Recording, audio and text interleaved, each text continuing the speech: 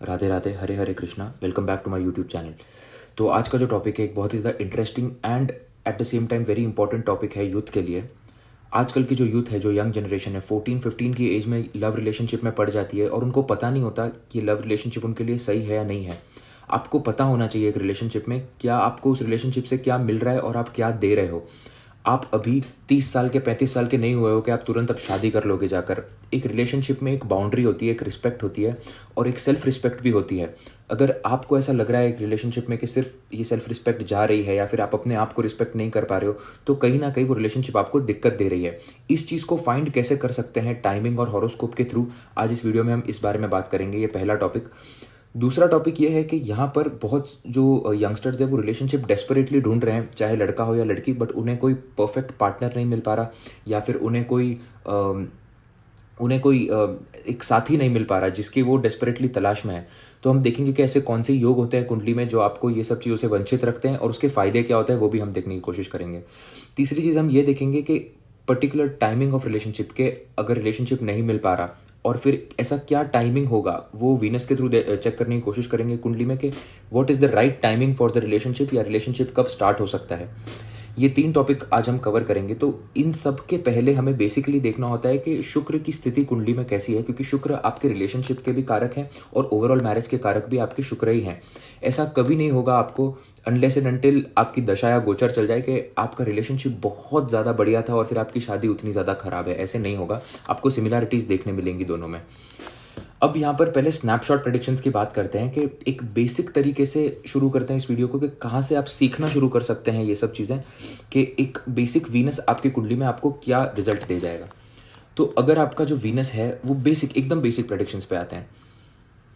अगर आपका जो शुक्र है वो मंगल की राशि में है, शनि की राशि में है या फिर सूर्य की राशि में है, ये बेसिक डिफिकल्टीज दे जाएगा आपको रिलेशनशिप में। आपको रिलेशनशिप में डोमिनेशन देखने मिलेगा, आपको रिलेशनशिप में एग्रेशन देखने मिलेगा और आपको रिलेशनशिप में एक पॉइंट देखने मिलेगा जहां पर आप एक दूसरे से बात नहीं कर रहे हो and lots of ups and down in relationship.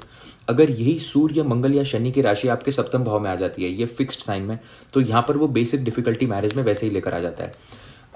तो आप देखेंगे ऐसे कुछ लोग होते हैं जो रिलेशनशिप में आना चाहते हैं, जिनको परफेक्ट पार्टनर्स, गर्लफ्रेंड, बॉयफ्रेंड या फिर एक मैरिज मटेरियल पार्टनर भी मिल नहीं पा रहा है। ऐसे क्यों हो रहा है? बिकॉज आप देखेंगे यहाँ पर शुक्र पर शनि का इन्फ्लुएंस आप देखेंगे।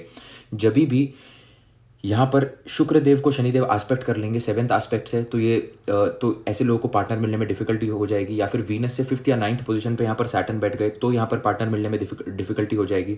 और अगर स्पेशली वीनस अगर 6th या 8th हाउस में है और फिर सैटर्न एस्पेक्ट कर ले, तो या तो ऐसे लोगों के रिलेशनशिप होते ही नहीं है, इनको कोई पार्टनर मिल ही नहीं पाता, या फिर आप देखेंगे ऐसे जो लोग होते हैं ये रिलेशनशिप में भले ही आ भी जाए, शुक्र अगर शनि से थोड़ा सा स्ट्रांग हो गया तो यहाँ पर ये रिलेशनशिप दे भी देते हैं, बट रिलेशनशिप में आपको बहुत ज़्यादा डिससेटिस्फैक्शन देखने मिलता है। अगर आपकी कुंडली में ऐसी कोई भी पोजीशन है और आप रिलेशनशिप में नहीं आ पा रहे हैं, तो just wait for the right time. हम आगे वीडियो में टाइमिंग की बात करेंगे, आप उसे टाइमिंग फाइंड आउट करने की कोशिश कर सकते हैं।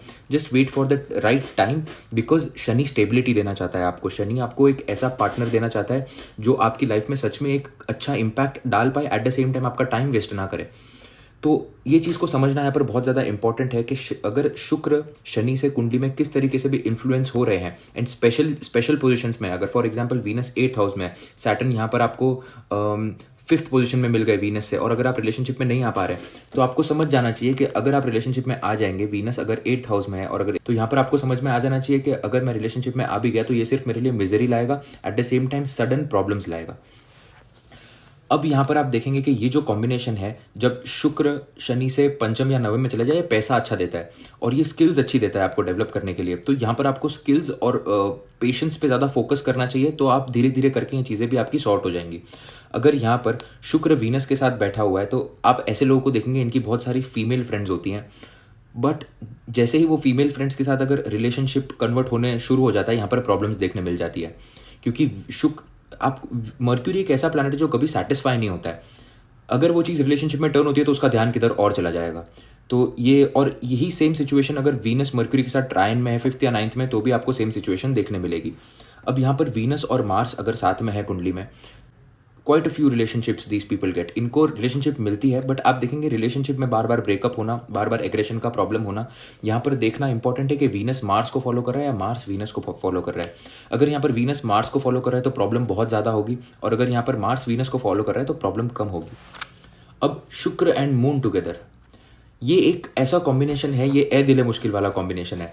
बहुत सारी कुंडलियाँ ऐसी आती है, यंगस्टर्स आजकल कंसल्टेशन ले रहे हैं, 22-23 साल के जो हैं सारे यंगस्टर्स ही है, एंड मैं भी तकरीबन सेम उम्र का ही हूँ। बट यहाँ पर वो रिलेशनशिप देख के पता है कि ये मेरा ब्रेकअप हो गया है, ये मुझे वापस मिल पाएगी या नहीं मिल पाएगी, या ये मुझे वापस मिल पाएगा या नहीं मिल पाएगा, ऐसी कंसल्टेशन होती है। जबकि मुझे ये जो पूरा कॉन्सेप्ट लगता है बकवास लगता है, बिकॉज आप देखेंगे कि आपके जो लाइफ का रूट है, आपको आत्म साक्षात्कार प्राप्त करना है और आपको इस दुनिया से जाना है, यही आपके दिमाग में होना चाहिए कंटिन्यूसली। जैसे रिलेशनशिप आपके लाइफ का सिर्फ एक हिस्सा है, स्पिरिचुअलिटी भी एक हिस्सा है, माँ बाप भी एक हिस्सा है, जो भी हमारे आसपास के लोग, हमारा करियर सिर्फ एक हिस्सा है। But at the same time आपको ये दिमाग में होना चाहिए आपके कि अल्टीमेट लिबर्टी, अल्टीमेट लिबरेशन इस लाइफ से, वही आपका एक गोल होना चाहिए। Coming back to the topic, अगर शुक्र और मून कुंडली में साथ में है तो ये वन साइडेड लव का एक कॉम्बिनेशन बनता है, जहाँ पर ये लोग रिलेशनशिप में होंगे शायद 1 महीने या 2 महीने के लिए, बट वो इंसान उस रिलेशनशिप के बाद डिप्रेशन में जाएगा 2 साल के लिए। शुक्र और मून जब कुंडली में एक साथ होते हैं तो ये मैड लव दे देता है, सामने वाले के प्रति ऑब्सेशन दे सकता है, बिकॉज मून है यहाँ पर, कंटिन्यूसली अप्स एंड डाउन्स चल रहे हैं यहाँ पर रिलेशनशिप में। ये कॉम्बिनेशन अगर मेलिफिक एस्पेक्ट में है तो ये ब्लेम्स भी दे सकता है, ये इंसान को कहीं ना कहीं, आप देखेंगे वीनस मून का कॉम्बिनेशन होता है, लड़कियां इन पर ब्लेम लगा जाती हैं बहुत बार, जबकि इन्होंने वो काम किया हो या नहीं किया हो, और ऐसे लोगों का फायदा भी काफ़ी ज़्यादा उठाया जाता है। यहाँ पर बेस्ट रेमेडी है वीनस और मून को सही करने के लिए, जितना मास में आप खाना बांट सकते हो उतना मास बेस पे आप खाना बांटो, आप देखेंगे कि ये चीज़ें बहुत ज़्यादा बेहतर होती जाएंगी आपकी लाइफ की। अभी शुक्र और सूर्य अगर कुंडली में एक साथ है तो आप देखेंगे कि कांस्टेंट फ्रस्ट्रेशन चल रहा है यहाँ पर। या तो आप अपने पार्टनर को डोमिनेट करने की कोशिश करते हैं, या तो आपका पार्टनर आपको डोमिनेट करने की कोशिश करता है। और ये जो बेसिक प्रॉब्लम यहाँ पर डोमिनेशन की होती है, एट द सेम टाइम आप देखेंगे कि आपके जो प्रेफरेंसेज है वो भी बहुत ज़्यादा अलग हो सकते हैं, क्योंकि दोनों में से एक ही प्लैनेट एक को फॉलो करेगा, राइट। और दोनों अगर कंप्लीट सेम डिग्री पे है तो यहाँ पर आपको और ज़्यादा फाइट्स देखने मिलेगी। अगर कुंडली में फॉर एग्जाम्पल वीनस, अगर ऐसी कोई सिचुएशन बन रही है, मैं आपको ये सिखाने की कोशिश कर रहा हूँ कि सिचुएशन को कैसे जज करना है आपको। अगर कुंडली में ऐसी सिचुएशन बन रही है, फॉर एग्जांपल वीनस और मार्स कुंडली में साथ में आ गए, तो वो एक बेसिक रिलेशनशिप प्रॉमिस कर रहा है, और फिर उसके 5th हाउस में अगर सैटर्न आ गया तो यहाँ पर आपको देखना है कि कौन सा प्लैनेट कौन से प्लैनेट को सपोर्ट कर रहा है। फॉर एग्जांपल अगर यहाँ पर सैटर्न जो है वो मंगल के साइन में ठीक नहीं बैठा हुआ है, या फिर कह सकते हैं जब आप रिलेशनशिप में आए तब वो टाइमिंग में वो अगर सही तरीके से नहीं बैठा हुआ है, तो आप देखेंगे ऐसा जो रिलेशनशिप होगा यहाँ पर आपको डोमेस्टिक वायलेंस भी देखने मिलेगा। This is one of the combination of domestic violence when Venus and Mars are together, और या तो सैटर्न 7th में चले जाए, 5th में चले जाए, या 9th में चले जाए, या तो 7 में बैठ जाए। सो ये एक आप देखेंगे कि एक सिनेरियो बनता है रिलेशनशिप में, जो आपको एक इन्फॉर्मेशन गैदर करनी पड़ती है हॉरोस्कोप से कि क्या सिनेरियो बन पा रहा है मेरे हॉरोस्कोप में। अगर यहीं कुंडली में आप देखेंगे वीनस और जुपिटर अगर साथ में है तो ये रिलेशनशिप में आपको सीखने बहुत ज़्यादा मिलेगा, but at the same time यहाँ पर इसका मैरिज में जो कन्वर्जन होना है थोड़ा डिफिकल्ट बन जाता है यहाँ पर मैरिज में इस चीज़ का कन्वर्ट होना। बिकॉज अगर आप पुरानों में आप रिलेशनशिप देखेंगे वीनस की और जुपिटर की, तो यहाँ पर जो थॉट प्रोसेस होता है, लड़के का थॉट प्रोसेस और लड़की का थॉट प्रोसेस दोनों अपनी अपनी जगह पे सही होगा, बट वो इतना कॉन्ट्राडिक्टरी होगा कि वो लोग एक दूसरे को झेल नहीं पाएंगे वो एक पर्टिकुलर टॉपिक पे आकर, जिसकी वजह से मोस्ट प्रोबेबली ऐसा देखा गया कि इन लोग की शादी नहीं होती। But at the same time ये लोग एक दूसरे को हेट नहीं करते रिलेशनशिप के बाद। ये वही कॉन्सेप्ट है जब we can stay friends after the relationship वाला जो कॉम्बिनेशन है, वो वीनस प्लस जुपिटर का कॉम्बिनेशन है। तो यहाँ पर कन्वर्जन नहीं हो पाता मैरिज में, but at the same time आप देखेंगे ये लोग एक दूसरे से सीखते बहुत ज़्यादा है, और वो जो सीखने की जो एक एबिलिटी है वो इनको लाइफ में आगे जाके बहुत ज़्यादा काम आती है फर्दर रिलेशनशिप में। तो अब हम देखेंगे कि कुंडली में लव मैरिज को किस तरीके से आइडेंटिफाई किया जाए। और आजकल के जनरेशन में आप मल्टीपल पार्टनर से मिलते हो, तो हम देखेंगे कि जब आपको कोई पार्टनर मिला है या जब आपको कोई बंदा या बंदी मिली है, क्या वो आपके लिए सही है या नहीं है, क्या वो एक लव मैरिज में कन्वर्ट हो सकती है या नहीं हो सकती है, वो देखने की आप कोशिश करेंगे। अब यहाँ पर देखेंगे कि सबसे पहले कि लव मैरिज किस तरीके से आप आइडेंटिफाई कर सकते हैं। अगर आपकी कुंडली का 7वें स्थान का मालिक 4थे स्थान पर आकर बैठ जाए, 4थे स्थान का मालिक अगर 4थे स्थान में बैठा है तो ये लव मैरिज दे जाएगा। और बेसिक्स एकदम 7th house Lord in the 5th house, एकदम बेसिक कॉम्बिनेशन है, ये लव मैरिज दे जाएगा। यहाँ पर अगर 7th हाउस का लॉर्ड 4th हाउस में बैठा है, और अगर 4th हाउस का लॉर्ड 10th हाउस में बैठकर एस्पेक्ट डाल रहा है और राहु की यहाँ पर कहीं कहीं से एस्पेक्ट आ गई, तो यहाँ पर ये लव मैरिज दे जाएगा। अगर यहाँ पर राहु की एस्पेक्ट 4th हाउस पे आ जाती है तो आप देख सकेंगे ये जो कॉम्बिनेशन होगा ये आपको घर पे ये जल्दी मान नहीं पाएंगे। अगर यहाँ पर राहु की एस्पेक्ट बहुत ज़्यादा स्ट्रांग है तो ऐसा होगा कि इंटरकास्ट मैरिज दे जाएगा आपको। और अगर यहाँ पर राहु का एस्पेक्ट वीक होगा तो हो सकता है कि सेम कास्ट सेम कम्युनिटी के हो बट थोड़ा सा डिफरेंस हो। फॉर एग्जाम्पल यहाँ पर गुजराती मारवाड़ी जो शादी करते हैं, तो यहाँ पर अगर राहु की एस्पेक्ट होगी और वीक एस्पेक्ट होगी यहाँ पर, तो ये गुजराती मारवाड़ियों में शादी हो गई, थोड़ी बहुत प्रॉब्लम हुई घर में, सब कुछ सही हो गया। बट यही अगर राहु बहुत ज़्यादा स्ट्रांगली एस्पेक्ट करेगा तो आप देखेंगे कि यहाँ पर फिर intercaste marriage, like for example Gujarati और मराठियों में शादी, या फिर गुजराती या फिर तेलुगु लोगों में शादी, इंटरकास्ट मैरिज। 4th हाउस का कनेक्शन 7th हाउस के लॉर्ड के साथ अगर बन गया, 5th हाउस के लॉर्ड का कनेक्शन अगर 7th हाउस के लॉर्ड पर 7th हाउस के लॉर्ड के साथ बन गया, और यहाँ पर शुक्र की एस्पेक्ट आ गई या फिर राहु की एस्पेक्ट आ गई, और जुपिटर ये पूरे प्लेसमेंट से अगर पॉजिटिव योग बना रहा है तो ये आपको लव मैरिज दे जाएगा। बेसिक मोटा मोटा यही पूरी कंडीशन फुलफिल होनी चाहिए। यहाँ पर आप देखेंगे यहाँ पर कई बार क्या होता है कि असेंडेंट लॉर्ड जो है कुंडली का, वो अगर 7th हाउस लॉर्ड के साथ कंजंक्ट हो जाए तो ऐसे जो लोग होते हैं, इसको लव मैरिज नहीं बोल सकते, बट ऐसे लोग के पास चॉइस ऑफ मैरिज बहुत ज़्यादा अच्छा होता है। कई बार आप देखेंगे कि कुंडली में चॉइस ऑफ मैरिज सारों के पास नहीं होता, कुछ लड़कियों के पास चॉइस ऑफ मैरिज होता है, कुछ लड़कों के पास चॉइस ऑफ मैरिज होता है, depending upon the situation they are in, या फिर डिपेंडिंग अपॉन कि वो किस फैमिली बैकग्राउंड से आ रहे हैं या फिर क्या योग बन रहा है कुंडली में। तो जनरली आप देखेंगे कि असेंडेंट का लॉर्ड और 7th हाउस का लॉर्ड अगर कुंडली में कंजंक्ट हो जाए या फिर एक दूसरे से अच्छा रिलेशनशिप बना ले, तो ऐसे लोगों के पास चॉइस ऑफ मैरिज होता है। तो ऐसे लोग मल्टीपल लड़कियों या लड़कों को देखते हैं और फिर चूज कर पाते हैं, सिलेक्ट कर पाते हैं कि अच्छा मुझे इससे शादी करनी है या फिर मुझे किसी और से शादी करनी है।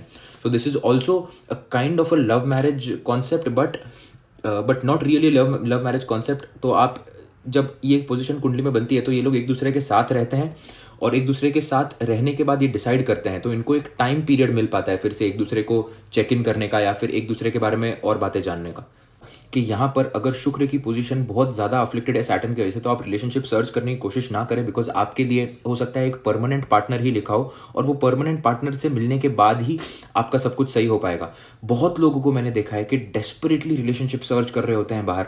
ये कॉन्सेप्ट को समझना बहुत ज़्यादा इंपॉर्टेंट है कि आप अगर खुद से प्यार नहीं करेंगे तो ना सामने वाला आपसे प्यार कर पाएगा, और ना आप खुद की सेल्फ रिस्पेक्ट रख पाएंगे अगर आप कहीं भी रिलेशनशिप में आ गए तो अगर आपका शुक्र 6th हाउस में है या फिर 8th हाउस में है यहाँ पर, और सैटर्न यहाँ पर 12th हाउस में बैठ गया, या फिर 2nd हाउस में बैठ के वीनस पे डायरेक्ट एस्पेक्ट डाल रहा है, या फिर यहाँ पर in the case of Venus in the 6th house Saturn अगर 5th हाउस में बैठ गए या फिर 7th हाउस में बैठ गए, एक घर आगे या पीछे, ऐसे लोगों को आप देखा गया है कि रिलेशनशिप में बहुत ज़्यादा डिससेटिस्फैक्शन देखने मिलता है।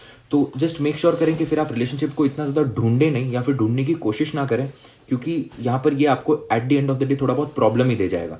तो अब हम देखेंगे कि रिलेशनशिप को टाइमिंग किस तरीके से फाइंड आउट कर सकते हैं, और क्या ये हमारे लिए सही है या नहीं है वो किस तरीके से फाइंड आउट कर सकते हैं। ये इस वीडियो का सबसे ज़्यादा मोस्ट इंपॉर्टेंट टॉपिक है। इसको अच्छी तरीके से समझिए, घोल कर पी जाइए इसे, बिकॉज ये आपको पता होना चाहिए कि आपके लिए सही है या नहीं है रिलेशनशिप।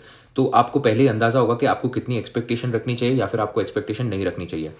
तो जब भी बृहस्पति देव शुक्र के ऊपर से गोचर करेंगे, शुक्र से 3रे भाव में गोचर करेंगे या शुक्र से 11th हाउस में गोचर करेंगे, यहाँ पर ये आपको एक स्टेबल रिलेशनशिप दे सकता है, लॉन्ग टर्म रिलेशनशिप दे सकता है। First point. सेकंड पॉइंट, अगर आपको शॉर्ट टर्म रिलेशनशिप चेक करनी है तो जब भी बृहस्पति देव शुक्र से 5th में, 9th में, 10th में ट्रांजिट करेंगे तब वो आपको शॉर्ट टर्म रिलेशनशिप दे सकते हैं। अब यहाँ पर डिपेंड करता है कि शॉर्ट टर्म रिलेशनशिप या फिर लॉन्ग टर्म रिलेशनशिप मैरिज में कन्वर्ट होगा या नहीं होगा। यहाँ पर आपको वो चीज़ चेक करने के लिए आपको देखना होगा कि 7th स्थान का जो मालिक है उसके साथ ये रिलेशनशिप कंप्लीटली कैसा बन पा रहा है, या फिर जुपिटर फॉर एग्जाम्पल, इसको एक एग्जाम्पल से समझने की कोशिश करते हैं। फॉर एग्जाम्पल बृहस्पति देव बैठे हैं, एरीज लगने की कुंडली एग्जाम्पल के थ्रू लेते हैं। शुक्र देव जो बैठे हुए हैं वो बैठे हुए हैं लिब्रा राशि में 7th हाउस में, और यहाँ पर जो बृहस्पति देव है वो स्व राशि से यहाँ पर गोचर कर गए सैजिटेरियस में। तो अब आपको पता है जब बृहस्पति देव ने स्व राशि से गोचर किया तो ये एक पॉजिटिव कॉम्बिनेशन बनाया हुआ है यहाँ पर। और इसके अलावा अगर शनि यहाँ पर एस्पेक्ट कर जाए कहीं ना कहीं बृहस्पति को, तो ये एक और पॉजिटिव योग बन जाएगा, बिकॉज शुक्र देव जिसके घर में बैठे हैं वो घर का मालिक यहाँ पर एस्पेक्ट डाल रहा है जुपिटर पे, तो ये और ज्यादा पॉजिटिव हो गया। तो यहाँ पर ये शादी का योग बन गया। क्यों? क्योंकि there is a connection between the planet which gets exalted in the 7th house, Shukra के बीच में, और एट द सेम टाइम शुक्र से 3रे पोजीशन में जहां पर आपके बृहस्पति देव बैठ गए।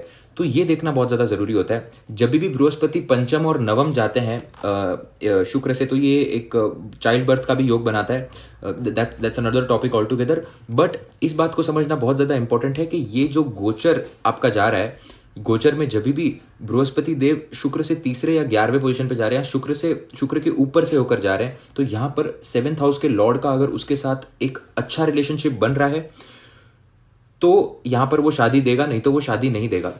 तो आप देख सकते हैं अगर यहां पर शुक्र से 3रे या फिर 11वें भाव में यहाँ पर अगर मंगल की राशि आ जाती है और मंगल अगर कुंडली में थोड़े अफ्लिक्टेड सिचुएशन में प्लेस्ड है या फिर राहु के एस्पेक्ट में, तो आप देखेंगे ऐसे टाइम पे ये रिलेशनशिप आपको पेन देगा, आपको मिजरी देगा और आपको एक ऐसी सिचुएशन में डाल देगा जहां पर आपको रोज रेगुलर उठ के स्ट्रगल करना पड़ेगा। रेगुलर उठ के आपको सोचना पड़ेगा कि मैं इस इंसान से किस तरीके से बात करूं, या फिर बहुत ज़्यादा पॉजिटिव हो जाएगा इंसान आपके प्रति। ये आपको बेसिक प्रॉब्लम्स देखने मिलेगी।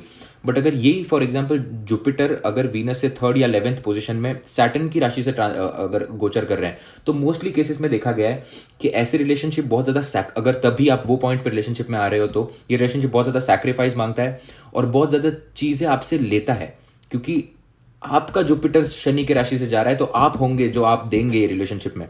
तो यहाँ पर ये बहुत ज़्यादा चीज़ें सैक्रिफाइस मांगता है रिलेशनशिप। और ऐसे रिलेशनशिप में अगर कुंडली में ऐसे योग बन रहे हैं जहाँ पर राहु चंद्रमा का योग बन गया उससे और पंचम स्थान में, तो आप देखेंगे स्कैम्स हो जाना रिलेशनशिप में या फिर ऐसा कुछ हो जाना। तो ये योगों पे डिपेंड करता है। तो लॉन्ग टर्म रिलेशनशिप के लिए आप शुक्र से 3रा और 11वां भाव चेक करेंगे, और शॉर्ट टर्म रिलेशनशिप जो भी कन्वर्ट हो सकती है मैरिज में उसके लिए आप चेक करेंगे 5th पोजीशन, 9th पोजीशन और 10th पोजीशन वीनस से। और अगर यही बृहस्पति देव अगर चंद्रमा की राशि में से जा रहे हैं या फिर बुध देव की राशि में से जा रहे हैं, शुक्र देव की स्व राशि से जा रहे हैं, तो ये रिलेशनशिप के चांसेस होते हैं कि ये आपको पॉजिटिव ज्यादा इंपैक्ट देगा, आपको अच्छे एक्सपीरियंसेस देने के लिए रिलेशनशिप आया हुआ है। अब ये तो हो गई टाइमिंग की बात और बेसिक्स की बात कि बेसिक रिलेशनशिप आपको कैसा दे जाएगा। अगर आपको अब फाइंड आउट करना है कि रिलेशनशिप सच में मुझे क्या गेन्स या फिर सच में मुझे लॉसेस दे जाएगा या गेन्स दे जाएगा, वो किस तरीके से फाइंड आउट करता है अब हम वो देखेंगे। फॉर एग्जाम्पल, आप किसी से मिले, आप जिस समय जिससे भी मिल रहे हैं आपको चेक करना है कि उस समय अंतरदशा कौन सी चल रही है फर्स्ट। सेकंड, आपको चेक करना है कि प्रत्यंतर दशा कौन सी चल रही है। अब वो पर्टिकुलर टाइम पे आपकी कुंडली का लग्नेश जो है वो आपके अंतरदशा के मालिक के साथ किस तरीके से प्लेस्ड है, वो आपको पहली चीज ये बताएगा कि क्या आप रेडी हैं रिलेशनशिप पे आने के लिए, या फिर क्या आप पूरी तरीके से तैयार हैं कि आप वो रिलेशनशिप को 100% दे पाएंगे या नहीं दे पाएंगे। तो अगर आपके अंतरदशा के मालिक जो बैठे हैं कुंडली में उस समय जहां पर भी बैठे होंगे गोचर में, और आपके जो कुंडली के लग्नेश हैं वो अगर अच्छे सिचुएशन में बैठे हैं, तो इसका मतलब फर्स्ट पॉइंट आपको चेक क्लियर कर देना है कि now I am ready for relationship. Second point आपको ये चेक करना है कि आपका जो प्रत्यंतर दशा का मालिक है वो 7th हाउस के साथ, 7th हाउस के लॉर्ड के साथ यहाँ पर उसका किस तरीके का रिलेशनशिप बन रहा है। अगर प्रत्यंतर दशा के कुंडली में जो प्रत्यंतर दशा का जो मालिक है अगर वो 6, 8 या 12 से चले जाए आपके 7th हाउस लॉर्ड से, तो आपको समझ जाना चाहिए कि रिलेशनशिप मुझे कुछ भी अच्छा नहीं देने वाला है, या तो लॉसेस देगा या तो बेसिकली ये सही क्रिएट नहीं करेगा काम। ये आपको सेकंड पॉइंट चेक कर लिया आपने कि आपको पता चल गया सेकंड कि रिलेशनशिप पॉजिटिव है या नेगेटिव है। थर्ड, आपको चेक करना है कि वो पर्टिकुलर टाइम पे जो प्रत्यंतर दशा का मालिक है उसका शुक्र के साथ रिलेशनशिप कुंडली में कैसा बन रहा है। अगर वो भी पॉजिटिव बन जाए तो आपने चेकलिस्ट करते जानी है। अगर वो भी पॉजिटिव बन जाए तो हाँ, यहाँ पर आप मैरिज का सोच सकते हैं। तो इसको मैं फिर से एक बार रिपीट करूंगा अगर कुछ लोगों को ये कॉम्प्लिकेटेड लगता होगा तो। पहली चीज आपको चेक करनी है अंतरदशा का मालिक जहां पर बैठा है कुंडली में वो किस तरीके का योग बना रहा है आपके कुंडली के लग्नेश के साथ। अगर वो अच्छा योग बना रहा है इसका मतलब आप रेडी हैं रिलेशनशिप के लिए। अगर वो अच्छा योग नहीं बना रहा है तो इसका मतलब आप में फॉल्ट है, आप रेडी नहीं है रिलेशनशिप के लिए। सेकंड जो चीज आपको चेक करनी है प्रत्यंतर दशा का मालिक।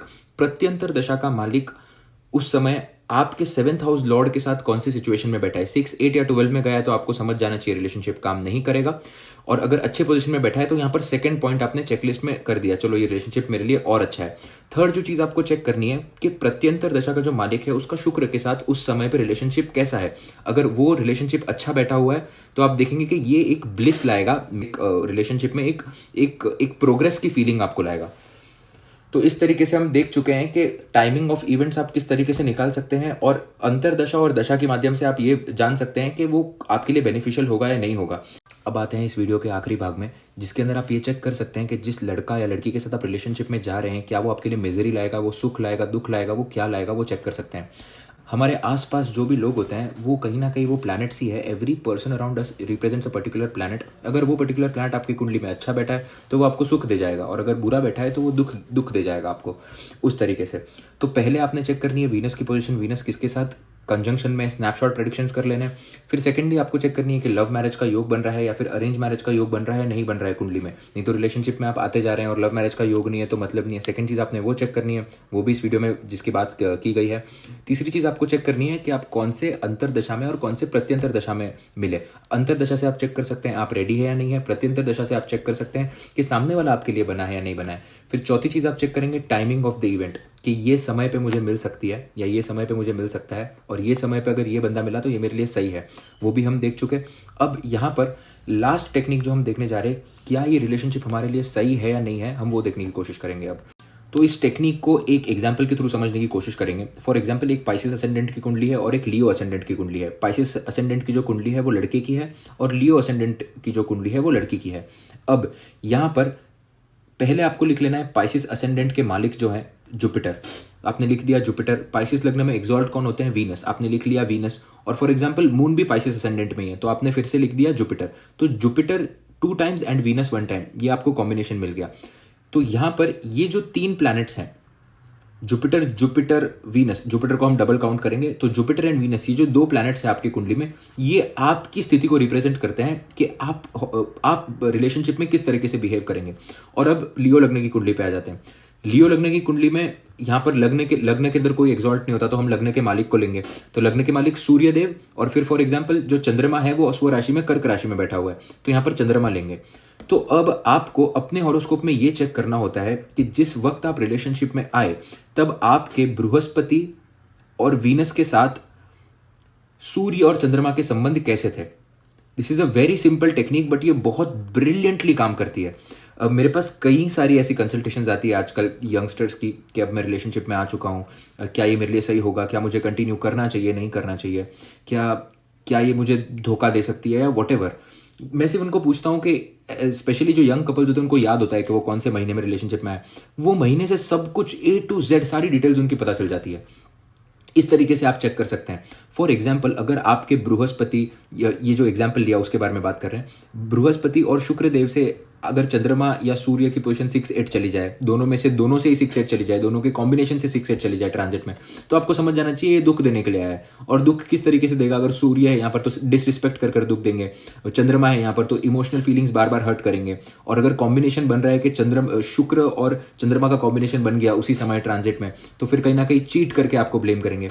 इस तरीके से एक के बाद एक आप रिजल्ट पर आ सकते हैं, बट ये टेक्निक बहुत अच्छा काम करती है।